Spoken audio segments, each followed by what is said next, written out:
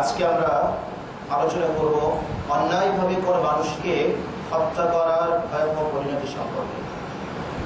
কোরআন এবং সুন্নাহ কি বলে? অন্যায়ভাবে, অবৈধভাবে কোনো মানুষকে যদি হত্যা করা হয়, কোনো মানুষের রক্ত প্রবাহিত করা হয়, এক্ষেত্রে ইসলাম কি বলে, কোরআন কি বলে, সুন্নাহ কি বলে? কোরআন এবং সুন্নাহ তাদের কি শোচনীয় পরিণতি, কি ভয়াবহ পরিণতির কথা, কি ভয়াবহ শাস্তির কথা আল্লাহ সুবহানাহু ওয়া তাআলা কালামে পাকের ভিতরে বলে দিয়েছেন। বিশ্বনবী মুহাম্মদুর রাসূলুল্লাহ সাল্লাল্লাহু আলাইহি ওয়াসাল্লাম সুন্নাহর ভিতরে কি নির্দেশনা দিয়েছেন। কোরআন কারীমের বহু জায়গায় আল্লাহ সুবহানাহু ওয়া তাআলা হত্যার নিন্দা করেছেন। মানুষ হত্যা করা এটি অনেক বড় অপরাধ, অনেক বড় কবিরা গুনাহ।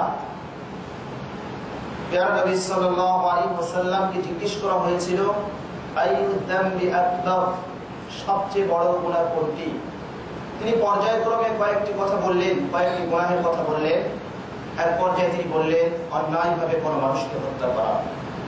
এটা হচ্ছে অনেক বড় কবিরা গুনাহ, মারাত্মক গুনাহ। বিশ্বনবী সাল্লাল্লাহু আলাইহি ওয়াসাল্লাম ইরশাদ করেছেন, সহিহ বুখারীর রিওয়ায়াত, হযরত আব্দুল্লাহ ইবনে মাসউদ রাদিয়াল্লাহু তাআলা তিনি বর্ণিত, তিনি বলেন, প্যারা নবী সাল্লাল্লাহু আলাইহি ওয়াসাল্লাম ইরশাদ করেছেন, আউয়ালু মা ইউকদা ইয়াওমাল কিয়ামাতি বিদ-দাম, কিয়ামতের দিবসে সর্বপ্রথম রক্তের হিসাব নিকাশ করা হবে।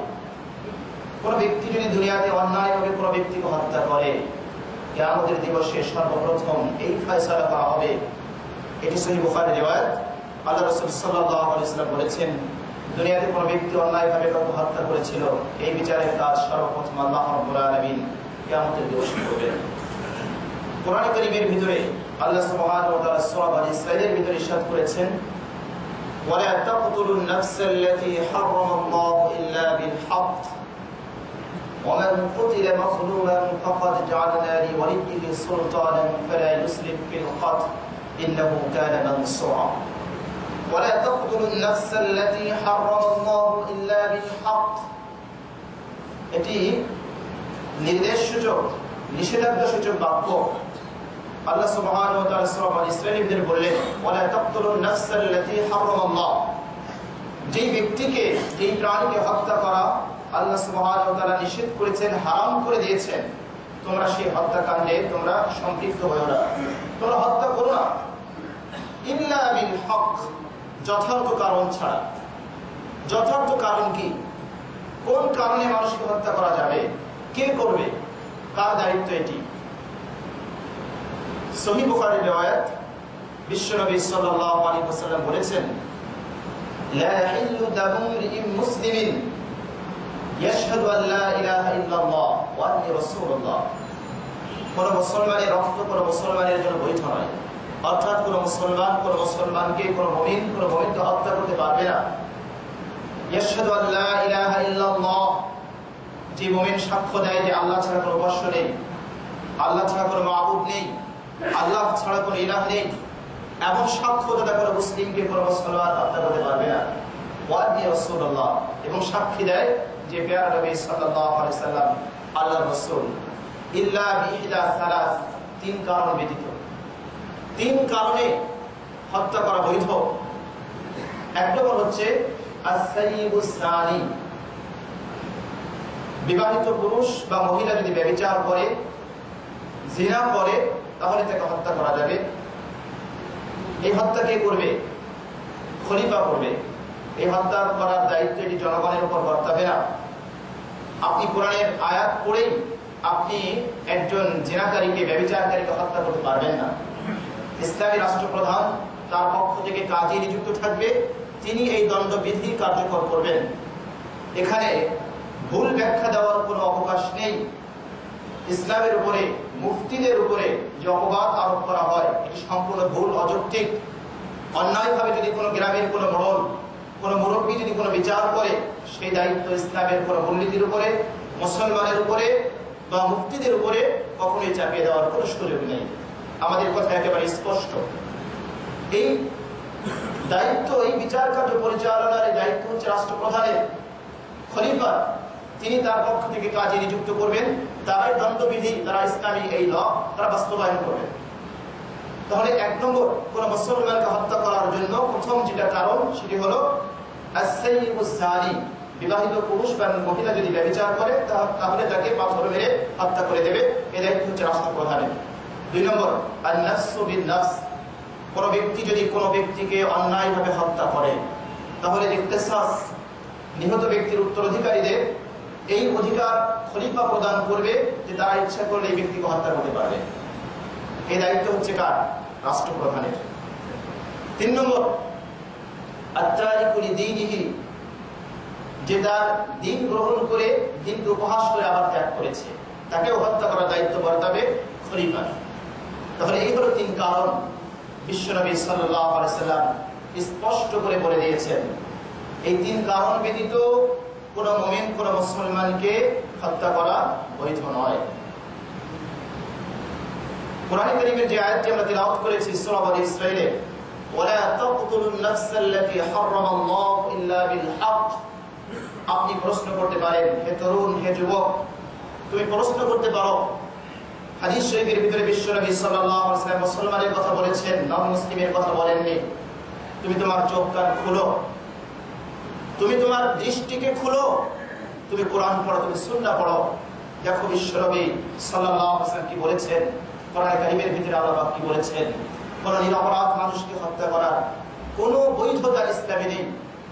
ওয়ালা তাকতুলুন নাফস, নাফস মানে আত্মা। এখানে আল্লাহ রাব্বুল আলামিন পার্থক্য করে দেননি যে এই ব্যক্তি মুসলমান না নন মুসলিম, এই কোনো পার্থক্য নেই। ইল্লা হারামাল্লাহ, একজন ব্যক্তি এদেশে বসবাস করে, নন মুসলিম, হতে পারে সে মুশরিক, হতে পারে ইহুদি, হতে পারে খ্রিস্টান, তাকে ধরেই হত্যা করে দেওয়া হবে না, ইসলাম এমন বিধান দেয়নি। ওয়ালা তাকতুলুন নাফসাল্লাতী হারামাল্লাহ, যেই ব্যক্তিদেরকে হত্যা করা ইসলাম হারাম করে দিয়েছে তোমরা তাদেরকে হত্যা করো না, ইল্লা বিল হক, হকের ব্যাখ্যা দিয়েছেন বিশ্বনবী সাল্লাল্লাহু আলাইহি ওয়াসাল্লাম যথার্থ কারণে ব্যতীত। যথার্থ কারণের ব্যাখ্যা সহিহ বুখারীর হাদিস দ্বারা আমরা এখানে উপস্থাপন করেছি, বিশ্বনবী সাল্লাল্লাহু আলাইহি ওয়াসাল্লাম দিয়েছেন।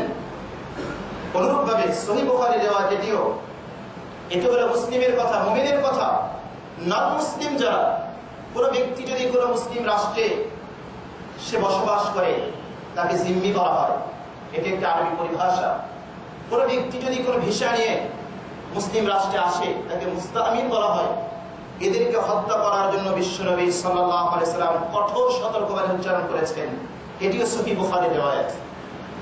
মান কাতালা মুআহাদান, যে ব্যক্তি কোন চুক্তিবদ্ধ ব্যক্তির সাথে ব্যক্তিকে হত্যা করবে, চুক্তিবদ্ধ মুসলিম রাষ্ট্রে নন মুসলিম নাগরিক, সে সরকারকে ট্যাক্স দিবে, সরকারকে জিজিয়া দিয়ে সে সেখানে বসবাস করবে, ইসলামী সরকার তার জীবনী নিরাপত্তা দিবে, তার সবকিছুর নিরাপত্তা দিবে। এ দায়িত্ব হচ্ছে রাষ্ট্রের, সে রাষ্ট্রের সাথে চুক্তিবদ্ধ, মুসলমানের সাথে চুক্তিবদ্ধ, এখানে ভিসা নিয়ে সে এসেছে, সে এখানে চুক্তিবদ্ধ হয়েছে, আমি তোমার দেশে যাব, আমার ওখানে জান মালের ইজ্জত আর হেফাজতের দায়িত্ব হচ্ছে তোমার। এই যে চুক্তি হলো, আমার দেশে তাকে অনুমতি দেওয়ার অর্থই হচ্ছে তার সাথে আমি চুক্তিবদ্ধ, তুমি আমার এখানে বসবাস করবে, আমি তোমার নিরাপত্তা দেব, তুমি আমাকে এই সুযোগ দিবে, জিজিয়া দিবে, ট্যাক্স দিবে। তাহলে হচ্ছে মুআহাদা। কিন্তু বিশ্বনবী সাল্লাল্লাহু আলাইহি ওয়াসাল্লাম বললেন, কোন ব্যক্তি যদি এমন ব্যক্তিকে হত্যা করে কোন অন্যায় ছাড়া, কোন যথার্থ কারণ ছাড়া, যথার্থ কারণের ব্যাখ্যা আমরা একটু পূর্বে দিয়েছি, এই কারণ ছাড়া যদি কোন ব্যক্তি কোন চুক্তিবদ্ধ ব্যক্তিকে হত্যা করে, নিহত করে, আঘাত করে, লাম ইয়াহা রিহাল জান্নাহ, বিশ্বনবী সাল্লাল্লাহু আলাইহি ওয়াসাল্লাম বলেন সে ব্যক্তি জান্নাতের ঘেরাও পাবে না। ওয়া ইন্না রিহাহা ক্বাদ ইউজাদু মিন মাসিরাতি 40 আম, যদিও জান্নাতের ঘেরান 40 বছরের দূরত্বের পথ, এর অধিক দূরত্ব থেকেও জান্নাতের ঘেরান তারা পেতে থাকবে। কিন্তু যে ব্যক্তি এমন ব্যক্তিকে হত্যা করবে, যে ব্যক্তি চুক্তিবদ্ধ, সে ব্যক্তি জান্নাতের ঘেরাও পাবে না। তার মানে কি? সে ব্যক্তি জান্নাতে যাবে, সে ব্যক্তি জান্নাত। কোন ব্যক্তি যদি জান্নাতের ঘেরাও না পায় তাহলে জান্নাতে যাওয়ার তো কোনো সুযোগ নেই। তাহলে বিশ্বনবী সাল্লাল্লাহু আলাইহি ওয়াসাল্লাম কঠোর সতর্কবাণী এখানে উচ্চারণ করে দিয়েছেন। কোন চুক্তিবদ্ধ ব্যক্তি, কোন জিম্মি, কোন মুস্তামিন অবৈধভাবে ন্যায়সঙ্গত কোন কারণ ছাড়া তাকে হত্যা করা ইসলাম সম্পূর্ণভাবে নিষেধ করে দিয়েছে। অনুরূপভাবে আমরা যদি সূরা মায়দার আয়াত দেখি, কোরআন কারীমের এই আয়াতে কারিমার ভিতরে আল্লাহ সুবহানাহু ওয়া তাআলা বলে দিয়েছেন, মান ক্বাতালা নাফসান বিগাইরি নাফসিন আও ফাসাদিন ফিল আরদি ফাকান্নামা ক্বাতালা আন-নাস জামিআ ওয়া মান আহইয়াহা ফাকান্নামা আহইয়া আন-নাস জামিআ। আল্লাহ সুবহানাহু ওয়া তাআলা বললেন, মান ক্বাতালা নাফসান বিগাইরি নাফসিন আও ফাসাদিন ফিল আরদ, কোন ব্যক্তি যদি এমন ব্যক্তিকে হত্যা করে যে ব্যক্তি অন্য কাউকে অন্যায়ভাবে হত্যা করে নাই, অথবা সে কোনো বিপর্যয় সৃষ্টি করেনি, সে খলিফার বিরুদ্ধে বিদ্রোহ করেনি, সে কোরআনের বিরুদ্ধে বিদ্রোহ করেনি, এমন কোন ফাসাদ, এমন কোন বিপর্যয় সৃষ্টি করেনি, সে লুটতরাজ করেনি, সে হত্যা করেনি, খুন করেনি, রাহজানি করেনি, ফাসাদ করেনি, বিপর্যয় সৃষ্টি করেনি, এই কারণ ব্যতীত যদি কোনো ব্যক্তিকে হত্যা করে ফাকান্নামা ক্বাতালা আন-নাস জামিআ, তাহলে কেমন যে সে সমগ্র পৃথিবীর সমস্ত মানুষকে হত্যা করে দিল। সুবহানাল্লাহ। ইসলাম মানবতাকে কত মূল্যায়ন দিয়েছে, মূল্যায়ন করেছে, কত মূল্য দিয়েছে। কোরআন স্পষ্টভাবে ঘোষণা দিয়েছে কোন একজন মানুষকে, এখানে কিন্তু এখানে মুসলিম নন মুসলিমের কোনো শর্ত রাখা হয়নি, কোন একজন মানুষকে ইসলাম সর্বদাই মানবতার জয়ধ্বনি দিয়েছে, মানবতার জয়গান দিয়েছে, মানবতাকে মর্যাদা দিয়েছে, মর্যাদার আসনে অধিষ্ঠিত করেছে। একজন মানুষকে হত্যা করাকে তাম পৃথিবীর সমস্ত মানুষকে হত্যা করা শামিল করেছে। কোরআনে কারীম এটা স্পষ্ট বক্তব্য দিয়েছে, ঘোষণা দিয়েছে, ওয়ামান আহইয়াহা ফাকান্নামা আহইয়া আন-নাস জামিআ। অনুরূপভাবে কোন ব্যক্তি যদি কোন ব্যক্তির জীবন রক্ষা করে, কেমন যেন তাম পৃথিবীর সমস্ত মানুষের জীবন সে রক্ষা করবে। সুবহানাল্লাহ। কোন ব্যক্তি রাস্তা দিয়ে হেঁটে যাচ্ছে, দেখতে পেল কোন একজন মানুষ, কোন একটি শিশু সে পানিতে ডুবে মারা যাচ্ছে, অথবা আগুনে পুড়ে যাচ্ছে, কোন ব্যক্তি যদি এই ব্যক্তিকে রক্ষা করে, সেভ করে, তার জীবনকে বাঁচায়, তাহলে কোরআনের ঘোষণা হলো এই তাম পৃথিবীর মানুষকে বাঁচালে যে পরিমাণ সওয়াব হবে, পূর্ণ হবে, আল্লাহ পাক তার আমলনামায় ওই পরিমাণ সওয়াব দেবে না। তাহলে এর চেয়ে মানবতার গান আর কে গাইতে পারে? মানবতার কথা আর কে বলতে পারে? কোরআন মানবতাকে কত উচ্চাঙ্গে রেখেছে। ওয়ালাকাদ কাররামনা বনি আদম, আল্লাহ পাক বললেন আমি বনি আদমকে আমি সম্মানিত করেছি, আমি সম্মান দিয়েছি। কোরআন কারীমের ঘোষণার ভিতরে বনি আদম বলেছেন, আদম সন্তান, তাহলে মুসলিম নন মুসলিম সব হচ্ছে আদম সন্তান। এখানেও মানবতার কথা বলা হয়েছে।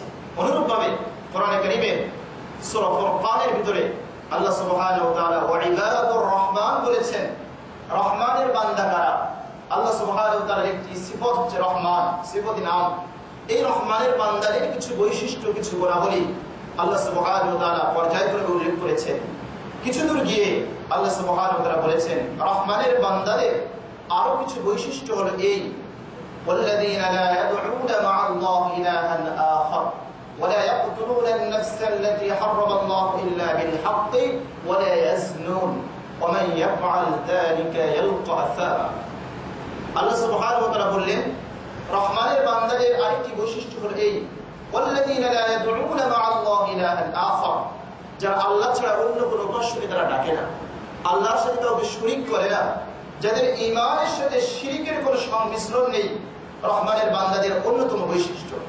ولا يقتلون النفس التي حرم الله الا بالحق, আল্লাহ সুবহানাহু ওয়া তাআলা যাকে হত্যা করাকে হারাম করে দিয়েছেন, নিষেধ করে দিয়েছেন, তাদেরকে সে হত্যা করে না, ইল্লা বিল হক, তবে যথার্থ কারণ ছাড়া। যথার্থ কারণ হচ্ছে ওইগুলো, জিহাদের ময়দান হবে সেটা ভিন্ন কথা, খলিফার বিরুদ্ধাচরণ করবে সেটা ভিন্ন কথা, কোরআনের বিরুদ্ধাচরণ করবে সেটা ভিন্ন কথা। কোরআনের বিরুদ্ধাচরণ করলে ইসলামী রাষ্ট্রের রাষ্ট্রপ্রধান তার নির্দেশে তার বিরুদ্ধে ব্যবস্থা নিতে হবে, ব্যক্তিগত পর্যায়ে নয়। ওয়ালা ইয়াকতুলুনা আন-নাফসা আল্লাতী হারাম আল্লাহু ইল্লা বিল হক ওয়ালা ইয়াসনুন, রহমানের বান্দা যারা হবে তারা ব্যভিচার করবে না। তাহলে মানুষকে অন্যায়ভাবে হত্যা করব, আল্লাহর বান্দা হিসেবে পরিচয় দান করব, আবার আল্লাহ প্যারা বান্দা হিসেবে নিজেকে দাবি করব, হতেই পারে না, কোশ্চেন কালেও হতে পারে না। কোরআন কারীমের স্পষ্ট ঘোষণা, ওয়ালা ইয়াসনুন, তারা ব্যভিচারও করবে না। ওয়ামান ইয়াফআল যালিকা ইয়ালকা আসামা, যে সকল ব্যক্তিরা এই কাজগুলো করবে, কি কাজ? আল্লাহর সাথে শরীক করবে, অন্যায়ভাবে কেউ হত্যা করবে, ব্যভিচার করবে, ইয়াফআল যালিকা, এই যালিকা তার উদ্দেশ্য এই কাজগুলো, ইয়ালকা আসামা, সে পাপ কাজ করলো, পাপিষ্ঠ, সে অপরাধী। আসামের একটি ব্যাখ্যা এসেছে, এই ইয়ালকা মানে সাক্ষাৎ করবে, আসাব নামক জাহান্নামের উপত্যকার সাথে। এটি আরেকটি ব্যাখ্যা হাদিস শরীফের ভিতরে এসেছে। এই আয়াতে কারিমার ব্যাখ্যায় আসাম হচ্ছে জাহান্নামের একটি উপত্যকা, একটি নহর বলা যায়, যেখান দিয়ে জাহান্নামীদের তাদেরকে যে আগুনে প্রজ্বলিত করা হবে, জ্বালানো হবে, শরীর থেকে যে রক্ত পুঁজ সেখান দিয়ে গড়িয়ে গড়িয়ে যাবে, প্রবাহিত হবে, সেটাকে বলা হবে আসাব এবং গাই। যারা এই কাজগুলো করবে তাদেরকে আসাব নামক এই নহর থেকে এই পানীয়, এই রক্ত এবং এই পুঁজ তাদেরকে পান করানো হবে। কত বড় শাস্তির কথা কোরআনে বলেছে,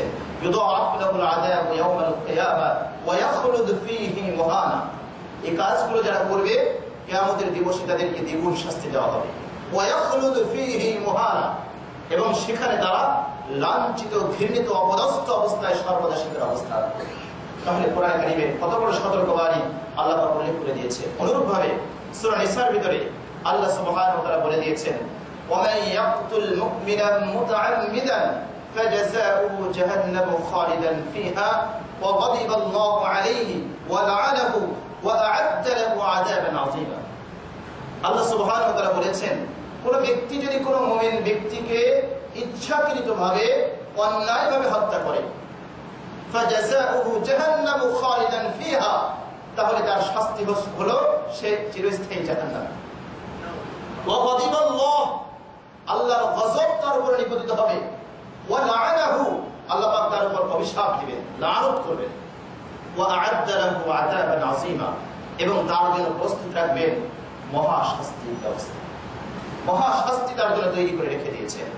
অনুরূপভাবে বিশ্বনবী সাল্লাল্লাহু আলাইহি ওয়াসাল্লাম বলেছেন, এটি ইবনে মাজাহ শরীফের হাদিস, আল্লাহ রাসূল সাল্লাল্লাহু আলাইহি ওয়াসাল্লাম বলেছেন, লা সাওয়ালুদ দুনিয়া আহওয়ানু আলা আল্লাহি মিন ক্বাতলি দামিন মুমিনিন বিগাইরি হাক্কিন। এটি হচ্ছে ইবনে মাজাহর riwayat। বাইহাকী শরীফের ভিতরে আরেকটু দীর্ঘায়িত করা হয়েছে, লাউ আন্না আহলাস সামাওয়াতি ওয়াল আরদি ইশতারাকু ফি ক্বাতলি নাফসিন ফি ক্বাতলি মুমিনিন ওয়াহিদিন লাআদখালাহুমুল্লাহুন নার। বিশ্বনবী সাল্লাল্লাহু আলাইহি ওয়াসাল্লাম বলেছেন, লা সাওয়ালুদ দুনিয়া আহওয়ানু আলা আল্লাহ মিন ক্বাতলি নাফসিন মুমিনিন বিগাইরি হাক্কিন। অন্যায়ভাবে কোন একজন মুমিনকে, কোন মুসলমানকে হত্যা করা, এর চেয়ে গোটা পৃথিবী, তাম পৃথিবী ধ্বংস হয়ে যাওয়া আল্লাহর কাছে অনেক সহজ। অর্থাৎ তাম পৃথিবী সব ধ্বংস হয়ে যাওয়া, এটি আল্লাহর কাছে যতটা গুরুত্বপূর্ণ, কতটা মারাত্মক, এর চেয়ে বেশি মারাত্মক হচ্ছে অন্যায়ভাবে কোন একজন মুমিন, কোন একজন মুসলমানকে হত্যা করা।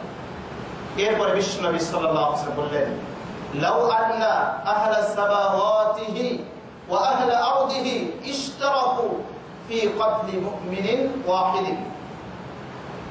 কোন একজন মুমিন, কোন একজন মুসলমানকে হত্যা করার জন্য তাম পৃথিবীর আহলাস সামাওয়াতিহি, আসমানের অধিবাসী, যারা আসমানে রয়েছে অর্থাৎ ফেরেশতারা, ওয়া আহলা আরদিহি, এবং জমিনের অধিবাসী, পৃথিবীর অধিবাসী, মানুষ, ইনসান, জিন, তাম পৃথিবীর যত জিন ইনসান রয়েছে, যত ফেরেশতা রয়েছে, সবাই মিলে যদি কোন একজন ব্যক্তিকে হত্যা করে, লাআদখালাহুমুল্লাহু ফিন নার, আল্লাহ রাব্বুল আলামিন সবাইকে জাহান্নামে প্রবেশ করাতে কোনো পরোয়া করবেন না, সবাইকে জাহান্নামে প্রবেশ করাবেন। কত মারাত্মক কথা, কত কঠোর সতর্কবাণী ইসলাম বলে দিয়েছে, ইসলাম বলেছে। বিশ্বনবী সাল্লাল্লাহু আলাইহি ওয়াসাল্লাম আরো বলেছেন, কোন ব্যক্তি যদি কোন একজন মুমিন, কোন একজন মুসলমান ব্যক্তিকে হত্যা করার জন্য একটি কালিমা দ্বারা, একটি কথা দ্বারা সহযোগিতা করে, লাকিয়াল্লাহ মাকতুবুন বাইনা আইনাইহি আইসুম মির রাহমাতিল্লাহ। এটিও ইবনে মাজাহ শরীফের হাদিস। বিশ্বনবী সাল্লাল্লাহু আলাইহি ওয়াসাল্লাম বলেন, কোন ব্যক্তি কোন ব্যক্তিকে হত্যা করার জন্য একটি কথা বলা দ্বারা সহযোগিতা করেছে, কথার দ্বারা, যে তুমি আমাকে হত্যা করো, তাকে পথ বাতলিয়ে দিয়েছে, সহযোগিতা করে দিয়েছে, লাকিয়াল্লাহ, কিয়ামতের দিবসে ওই ব্যক্তি আল্লাহর সাথে কিভাবে সাক্ষাৎ করবে, মাকতুবুন বাইনা আইনাইহি, তার দুই চোখের মাঝখানে লেখা থাকবে আইসুম মির রাহমাতিল্লাহ, আল্লাহর রহমত থেকে সে নিরাশ হয়ে গিয়েছে। এ হলো কোরআন এবং সুন্নাহর স্পষ্ট বিধান। তাহলে অন্যায়ভাবে কোন মানুষকে হত্যা করা এটি ইসলামের দৃষ্টিতে, কোরআনের দৃষ্টিতে, সুন্নাহর দৃষ্টিতে অত্যন্ত মারাত্মক জঘন্য অপরাধ। যে অপরাধের শাস্তির কথা কোরআন এবং সুন্নাহয় বলা হয়েছে জাহান্নাম, কখনো বলা হয়েছে আসাব নামক ওই উপত্যকা দিয়ে প্রবাহিত জাহান্নামীদের রক্ত এবং পুষ তাদেরকে ভক্ষণ করা হবে। কখনো বা বলা হয়েছে কোরআনের ভিতরে আল্লাহ লানত, আল্লাহর গজব তার উপর পতিত হবে এবং কিয়ামতের দিবসে আল্লাহ পাক তার জন্য মহা শাস্তির ব্যবস্থা রেখে দিয়েছেন। কখনো বা বলা হয়েছে তামাম পৃথিবী ধ্বংস হয়ে যাওয়া আল্লাহর কাছে সহজ, একজন মুমিনকে হত্যা করা এর থেকে মারাত্মক বিষয় আল্লাহর কাছে। তো মুমিনকে আল্লাহ রাব্বুল আলামিন, মুসলমানকে, মানুষকে, মানবতাকে কত মর্যাদা, কত মর্যাদা দিয়েছেন, কত মর্যাদা আসলে অধিষ্ঠিত করেছেন। হে মুসলিম তরুণ, হে যুবক, তোমার কাছে আমার নিবেদন, আজকে কথায় কথায় তোমাকে শেখানো হয় অমুক কাফের, অমুক মুশরিক। একদিন পর্যন্ত যে বাবা মা তোমাকে লালন পালন করেছে, তোমাকে সবক শেখানো হলো তোমার বাবা মা এই কাজ করার জন্য কাফের হয়েছে, মুশরিক হয়েছে, তুমি তার কথায় অন্ধবিশ্বাস করলে। তুমি কি কখনো ইসলামের কাউকে কাফের বলানো, কাফের বলা এই মূলনীতিকে তুমি পড়ে দেখলে না? তোমার তো পড়া উচিত ছিল, তোমার তো জানা উচিত ছিল আমি অমুককে কাফের বলবো। কোন মূলনীতিতে? আহলুস সুন্নাহ ওয়াল জামাতের মূলনীতি কি? কোন মূলনীতিকে সামনে রেখে আমি তাকে কাফের বলবো? অথচ সহিহ বুখারীর ভিতরে বিশ্বনবী সাল্লাল্লাহু আলাইহি ওয়াসাল্লাম বলেছেন, ইযা কাফারা আখাহু ফাকাদ বাআ বিহা আহাদুহুমা ইন কানা কামা ক্বাল আও রাজআত আলাইহি, রাওয়াহুল বুখারী। বিশ্বনবী সাল্লাল্লাহু আলাইহি ওয়াসাল্লাম বলেছেন, কোন ভাই, কোন ব্যক্তি যদি তার ভাইকে কাফের বলে, তাহলে এই কুফরি দুইজনের একজনের উপর বর্তাবে। যাকে কাফের বলা হয়েছে যদি সে সত্যি সত্যি কাফের হয়ে থাকে, সত্যি সত্যি মুশরিক হয়ে থাকে, তাহলে তো কথা নেই, সে কাফের হলো। যদি যাকে কাফের আখ্যায়িত করা হলো, যাকে মুশরিক আখ্যায়িত করা হলো, সে যদি কাফের না হয়, তাহলে এই কুফরি যে কাফের বলেছে তার উপর বর্তাবে, অর্থাৎ নিজে কাফের হয়ে যাবে। এটি সহিহ বুখারীর রিওয়ায়াত। সাবধান, খুব সাবধান। অনেক উলামায়ে কেরামকেও দেখা যায় তারা ওখানে বসে ঢালাওভাবে অমুক মুশরিক, অমুক কাফের বলে। ইসলামের স্বতঃসিদ্ধ মূলনীতিকে আমরা সহিহ বুখারীর একটি রিওয়ায়াত এখানে উদ্ধৃত করছি। এক ব্যক্তি সারা জীবন পাপ করেছে, মৃত্যুর সময় সে তার সন্তানদেরকে ডেকে ওসিয়ত করেছে, শোনো, আমি যদি মৃত্যুবরণ করি তাহলে আমার মৃত্যুবরণ করার পরে সর্বপ্রথম আমাকে আগুনে প্রজ্বলিত করবে, আমার দেহকে জ্বালিয়ে পুড়িয়ে একেবারে ছাই ভস্মে পরিণত করবে, এরপরে সমুদ্রের পাড়ে নিয়ে যাবে, সেখানে গিয়ে প্রবল বাতাস যখন প্রবাহিত হবে সেখানে নিয়ে আমার দেহের ছাইগুলো সেখানে ছড়িয়ে দেবে, সাগরে ছিটিয়ে দেবে। কেননা আল্লাহ পাক যদি আমাকে একত্রিত করতে পারেন তাহলে আমাকে এমন শাস্তি দিবেন যা ইতিপূর্বে কাউকে দেননি। বাহ্যিকভাবে আকীদা হচ্ছে কুফরি। সে আল্লাহর ক্ষমতাকে সে মনে করেছে আমি যদি আমার দেহকে জ্বালিয়ে পুড়িয়ে এইভাবে সমুদ্রে ভাসিয়ে দেই, বাতাসে উড়িয়ে দেই, তাহলে আল্লাহ পাক আমাকে একত্রিত করতে পারবে না। বাহ্যিকভাবে মনে হচ্ছে এই আকীদা হচ্ছে কুফরি আকীদা। আল্লাহর ক্ষমতাকে অস্বীকার করা হচ্ছে। সন্তানরা ওসিয়ত মতো তাকে তার মৃত্যুর পরে তাকে জ্বালিয়েছে, তার ছাইগুলো এভাবে প্রবল বাতাসে ছড়িয়ে দিয়েছে। মৃত্যুর পরে আল্লাহ পাক বলেছেন, হে জমিন তার দেহগুলো একত্রিত কর, হে সমুদ্র তার ওই ছাইগুলো একত্রিত করে তাকে জীবিত করো। আল্লাহ রাব্বুল আলামিনের হুকুম দেওয়ার সাথে সাথে এই ব্যক্তিকে জীবিত করা হলো। এরপরে জিজ্ঞেস করা হলো, কি ব্যাপার, তুমি এমন ওসিয়ত করলে কেন? এই ব্যক্তি বলল, রব্বুল আলামিন শুধুমাত্র তোমার আযাবের ভয়, তোমার শাস্তির ভয় আমি এমনটি করেছি। আল্লাহ পাক বললেন, তোমাকে আমি মাফ করে দিলাম। হে তরুণ, হে যুবক, কোন একটি কথা যদি তোমার কাছে মনে হয় ইসলাম বিরোধী, কোরআন বিরোধী, তুমি তাকে ওই কাজটিকে তুমি কুফর বলো, ওই কাজটি যার সাথে সম্পৃক্ত তাকে তুমি কাফের বলো না। হতে পারে তার নিজস্ব কোনো ব্যাখ্যা আছে, হতে পারে সে মাযুর, তার কোনো ওযর আছে, এমনকি হতে পারে সে ব্যক্তি বাধ্য হয়ে বলেছে, সে ব্যক্তি মাযুর, সে ব্যক্তি অক্ষম, হতে পারে তাকে অস্ত্র ঠেকিয়ে দেওয়া হয়েছে যে তুমি যদি এখন মুখ দিয়ে এটা না বলো তোমাকে হত্যা করা হবে, সে তার জীবন রক্ষার যেটা বলেছে, তাহলে তুমি তাকে কাফের আখ্যায়িত করবে কোন ব্যাখ্যায়, কোন বিশ্লেষণে? কাজেই খবরদার, এমনটি করা যাবে না। আজকে যে সকল তরুণ যুবক ভাইয়েরা মিসগাইড হচ্ছে, এগুলো থেকে উত্তরণের পথ কি, কেন এমনটি হচ্ছে? আমি প্রথমে নিবেদন করব, যারা আমরা দেখি যে সকল আবার তরুণ যুবক ভাইয়েরা যাদেরকে মিসগাইড করা হচ্ছে, এর অধিকাংশই বেশিরভাগ সন্তানরাই অ্যারিক ফ্যামিলির ছেলে, সন্তানেরা। সর্বপ্রথম আমি পরিবারের প্রধান, আমার পরিবারে আমার ফ্যামিলিতে সঠিক ধর্মীয় চর্চা করতে হবে। যদি এমন হয় আমার পরিবারে ধর্মের কোনো চর্চা নেই, কোরআনের কোনো চর্চা নেই, সুন্নাহর কোনো চর্চা নেই, তাহলে আমার সন্তানকে কনভিন্স করা এটা সহজ। তাকে যা বোঝানো হবে সেটাই বুঝবে। আমরা দেখি চৈত্র মাসের খরা রৌদ্রে যদি মাটি ফেটে চৌচির হয়ে যায়, বৃষ্টি পড়ার সাথে সাথে মাটি কিন্তু পড়ে যায়। ঠিক তদ্রুপভাবে সে অনেকটা সময় তার জীবনের ধর্মহীন সে জীবন যাপন করেছে, ধর্মের কোনো বালাই তাদের জীবনে নেই, ওই পরিবারে নেই। হঠাৎ যখন তাকে ধর্মের দিকে আহ্বান করা হয়েছে, যাকে যখন বোঝানো হয়েছে, সে সহজে ওটি গণধকরণ করেছে, ওটি সে গিলে ফেলেছে। ওই আফিম সে তার ভিতরে সে গিলে ফেলেছে, সে খেয়ে ফেলেছে। তো এর জন্য সর্বপ্রথম দায়ভার আমাকে নিতে হবে। আমি পরিবারের প্রধান, আমার সন্তানকে নৈতিকতা শিক্ষা দেওয়া, ধর্মীয় শিক্ষা দেওয়া, এই দায়িত্ব হচ্ছে আমার। আমাকে এটা করতে হবে। ধর্মের চর্চা, ধর্মের জ্ঞান ছাড়া কোন ব্যক্তি প্রকৃতপক্ষে নৈতিকতার শিক্ষা লাভ করতে পারে না।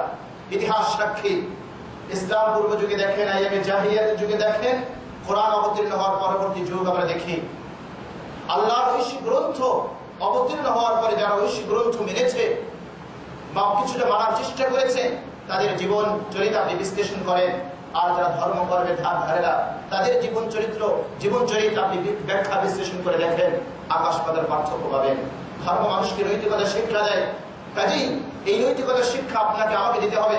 কোরআন থেকে মানুষ হত্যা করার যে শাস্তির কথা কোরআনে বলা হয়েছে, সুন্নাহয় বলা হয়েছে, আমি বিশ্বাস করি কোন একজন তরুণ এবং যুবক মুসলিমকে যখন এগুলো পড়ানো হবে, সে যখনই কোনো মানুষকে হত্যা করতে যাবে অবৈধভাবে, তার হাত কাঁপবে, তার হৃদয় আপনাকে কেঁপে উঠবে, সে পারবে না।